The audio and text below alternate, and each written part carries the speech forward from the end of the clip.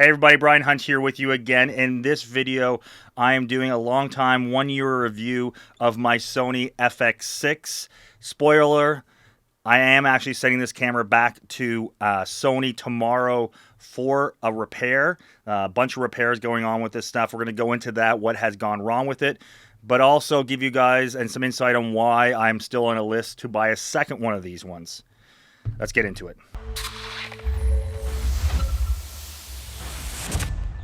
So the Sony FX6, I picked this up at around January or December. I think it was December 2020. So I used it all for 2021 and into 2022 up till now. It hasn't been until recently with this thing that I've had some issues. And that main issue and the reason I'm sending it back to Sony is an issue with the aperture on the camera. The automatic aperture that's not working properly, but it's also not the auto aperture. So there is an auto aperture setting you can put on these cameras. I do not have that on. I'm going to show you with this video here that you can see the aperture as I move the camera seems to be just randomly changing itself.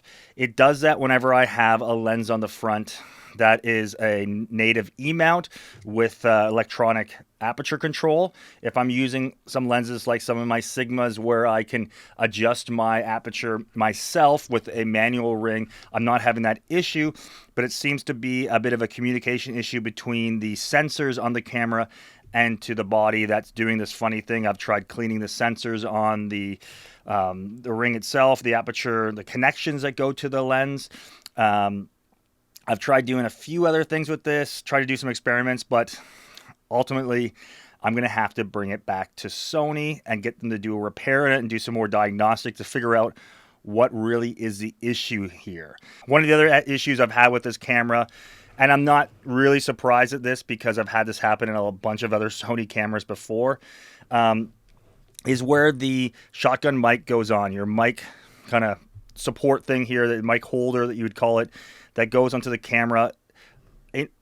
From my FX or FS700, my FS7 that I had, my FX9 has not done that because I was able to change it out beforehand, but all those ones have broke in a similar kind of manner.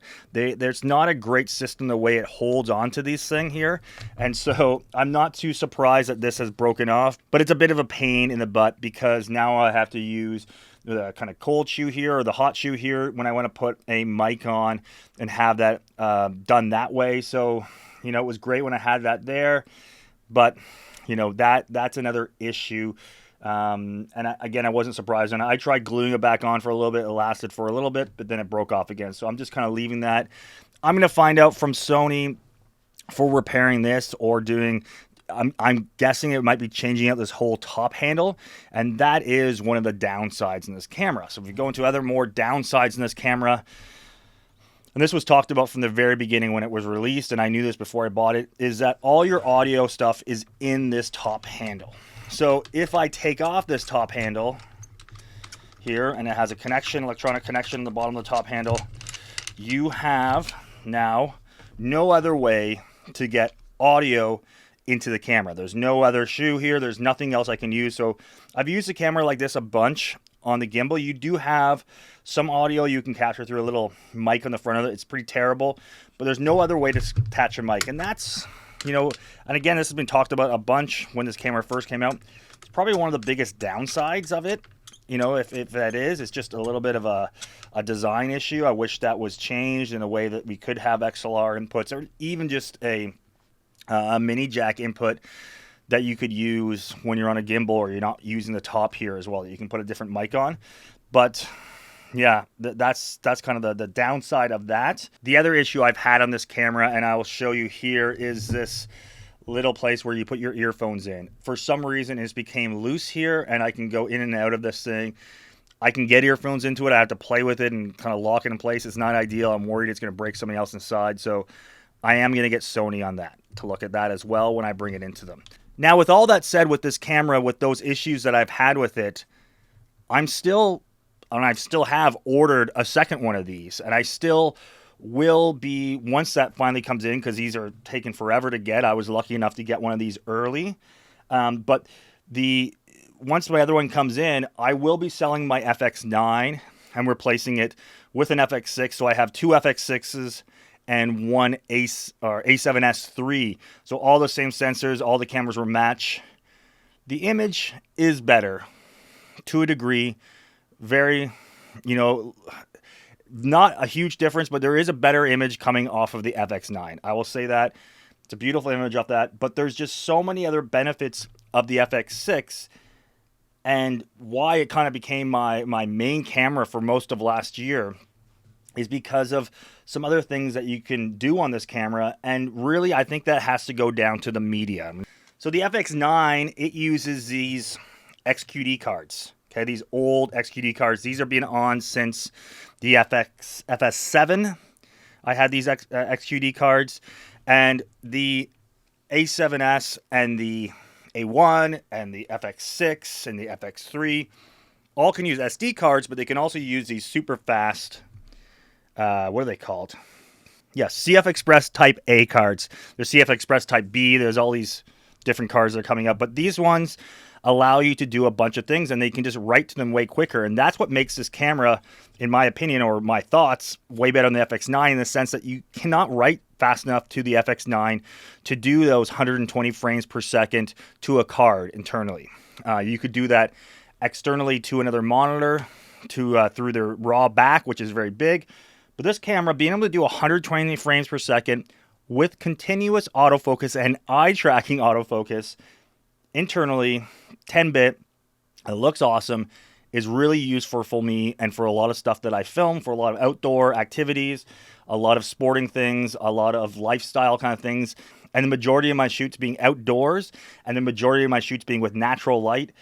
This camera is just, small and compact, and I can get around and I can move very quickly with it. And it does the job great. I mean, again, I would rather have two of these than this and my FX9. Even with the other little issues I'm having, I am really hard on my gear.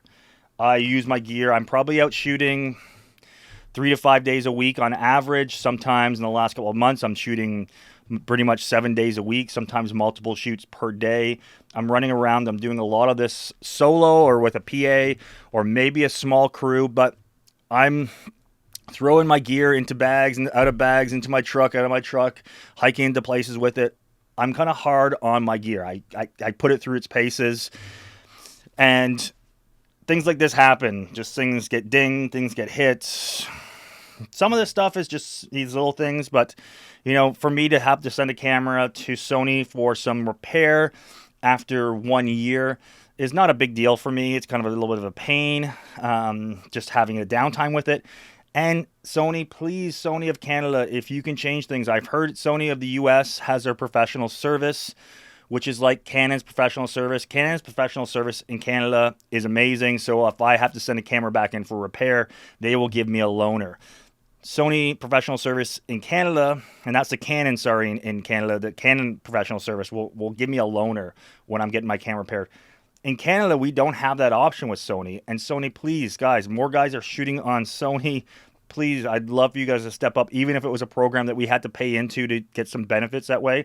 That would be huge for a lot of us, that we know when we have to send our camera in for repair or even just for cleaning, that we can get a loaner in between. So, Sony, if you're listening, if you're watching, please, let's see if we can change that in Canada.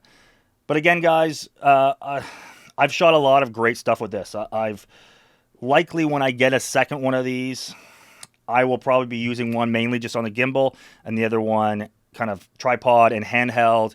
And then on interview setups, be using them both for 2 cameras and maybe 3 cameras with the A7S3.